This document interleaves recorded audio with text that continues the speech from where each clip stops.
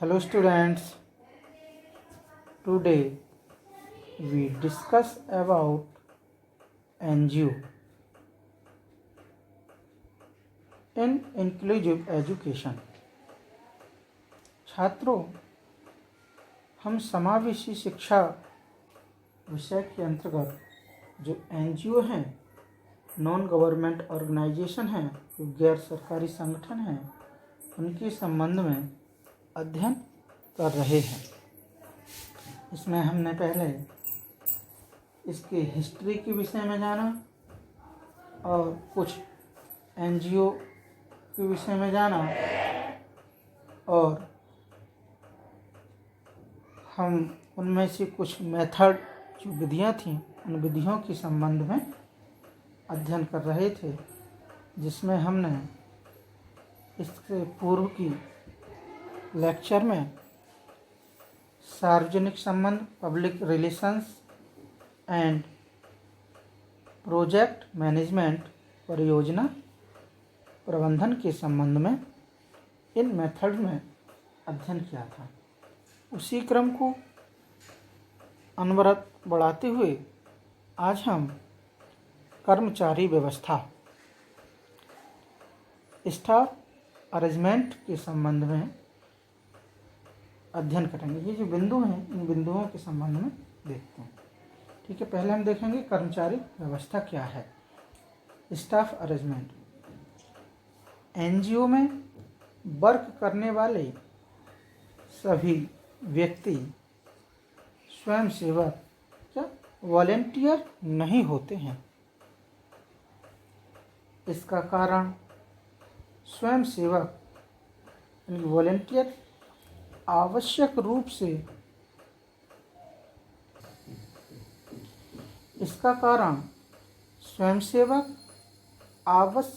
से पूर्ण परोपकारी यानी कि सेल्फलेस नहीं होते तथा कुशलता, सफिशिएंसी, अनुभव, एक्सपीरियंस तथा संपर्कों कॉन्टैक्ट से स्वयं के साथ साथ जिनकी वे सर्विस कर रहे हैं उनको तत्काल इमीडिएटली बेनिफिट्स, तत्काल लाभ प्रदान कर सकें।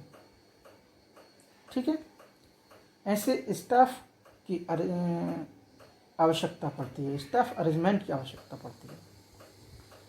इस संबंध में या इन दिस रिगार्ड में कुछ डिस्प्यूट होते हैं, कुछ विवाद होते हैं कि क्या प्रवासियों को विकासशील देशों, कौन से डेवलपमेंट कंट्रीज में भेजा जाना चाहिए।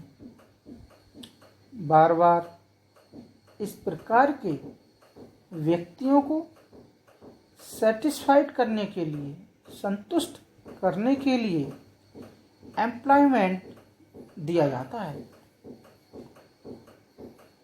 तथापि जो इन एम्प्लॉयर्स तथा स्वयंसेवक में हैं, ये कई टाइप के घटकों द्वारा प्रति संतुलित यानी कई घटकों के द्वारा बैलेंस्ड की जा सकते हैं। विदेशियों की लागत, कास्ट ऑफ फॉरेनर्स आमतौर पर हाई होती हैं।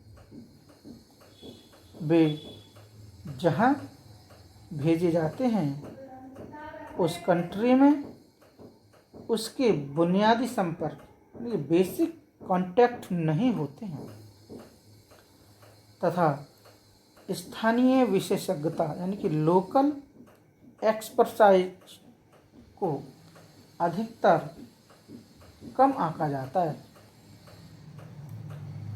संख्या की दृष्टि से इन टर्म्स ऑफ नंबर, संख्या की दृष्टि से NGO एक इम्पॉर्टेंट नियोक्ता है। जैसे फॉर एग्जाम्पल, उदाहरण की 1995 के लास्ट तक एक CONCERN यानी कि वर्ल्ड वाइड एक इंटरनेशनल उत्तरी गैर सरकारी संगठन या NGO जो गरीबी के विरुद्ध कार्य करता है। इसने 174 माइग्रेंट्स या जो प्रवासी थे तथा अफ्रीका, एशिया जैसे 10 डेवलपिंग कंट्रीज में कार्य करने वाले 5000 नेशनल पर्सनल को रोजगार दिया, राष्ट्रीय कर्मियों को रोजगार दिया। नेक्स्ट है हमारा वित्तीय व्यवस्था यानी फाइनेंस अरेंजमेंट। फाइनेंस अरेंजमेंट बड़े NGO का एनुअल बजट, जिसे वार्षिक बजट सैकड़ों मिलियन अथवा कई बिलियन डॉलर हो सकता है। For example American association of retired person AARP का 1999 में इसका बजट था 540 मिलियन से अधिक था। बड़े बजट की वित्त व्यवस्था या बड़े बजट की फाइनेंस की अधिकतर NGO को फाइनेंस के लिए इम्पोर्टेंट एफर्ट, महत्वपूर्ण प्रयास करने पड़ते हैं।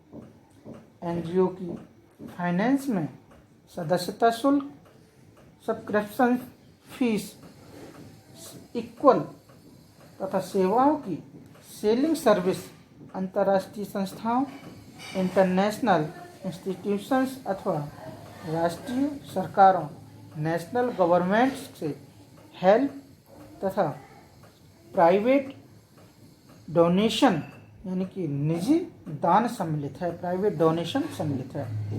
कई यूरोपीय संघ जो NGO को वित्त प्रदान करते हैं, अधिकतर NGO अपने फाइनेंस के लिए गवर्नमेंट्स पर बहुत अधिक डिपेंडेंट होते हैं। नेक्स्ट है हमारा निरीक्षण तथा नियंत्रण, इंस्पेक्शन एंड कंट्रोल। जिन कंट्रीज में NGO वर्क करते हैं वहाँ की गवर्नमेंट को रिपोर्टिंग अथवा अन्य निरीक्षण तथा सर्वेक्षण, इंस्पेक्शन एंड सर्वे की आवश्यकता हो सकती है। फाइनेंस प्रदान करने वालों को जनरली रिपोर्टिंग तथा एवोल्यूशन की आवश्यकता होती है। इस तरह की सूचना या इंफॉर्मेशन आवश्यक रूप से पब्लिकली रूप से अवेलेबल नहीं होती। कुछ ऐसी इंस्टीट्यूशंस अपनी पैनी नज़र रखने वाले ऑर्गेनाइजेशन होते हैं जो NGO पर अनुसंधान रिसर्च करते रहते हैं तथा उनकी एक्टिविटीज़ के डिलीवरी को पब्लिश करते हैं। ओके स्टूडेंट्स, नेक्स्ट हमारा कानूनी हैसियत, लीगल स्टेटस क्या है।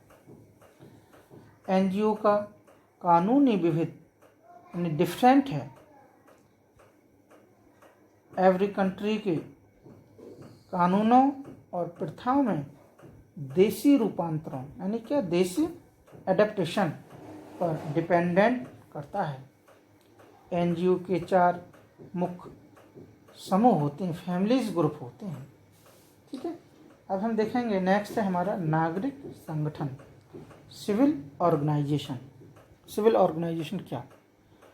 नागरिक समाज संगठन, civil society organization CSO world का यूज एक बड़ी संख्या के ऑर्गेनाइजेशंस जैसे वैश्विक शासन, ग्लोबल गवर्नेंस के अध्ययन के केंद्र द्वारा किया जाता है।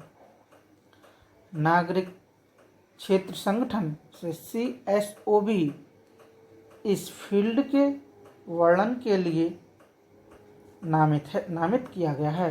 कैसे क्या किया गया है? डेजिग्नेटेड किया गया है। नागरिकों से यानी कि सिटीजन्स टू सिटीजन्स के लिए एक रूप में यह गवर्नमेंट बिजनेस फील्ड्स के लिए यूज की गई लैंग्वेज भाषा पर डिपेंडेंट किया गया है। क्षेत्र को अपने ही इकाई के रूप में निकनेम और अव्यवस्थित करता है। छात्रों, आज हमने जो एनजीओ की विधियां थी, आज सभी विधियों के विषय में अध्ययन किया है। Okay students, thank you.